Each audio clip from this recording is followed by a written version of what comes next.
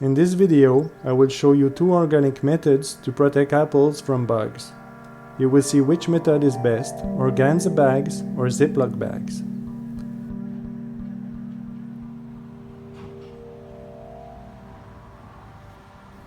Ziploc bags cannot be used as is. You need to make a few cuts before using them. First, cut the tab.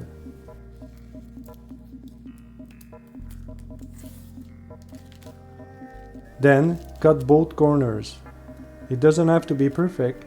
This will allow drainage.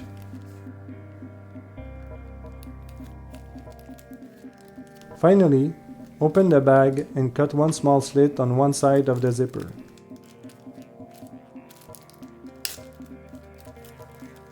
Just make a small cut, otherwise the bugs will be able to enter the bag. The bag is now ready to be used. When the apples are still small, put the bags over them.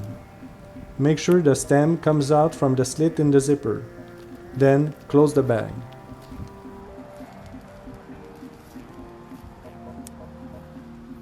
Organza bags are less trouble. Just slip them over the apples and pull the strings.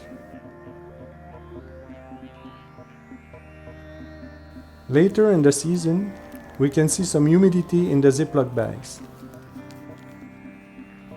But the holes in the corners of the bags will let the excess humidity drain out. The organza bags don't have this humidity problem. The bugs are not smart enough to enter from the bottom corners of the bags, and the fruits look perfect.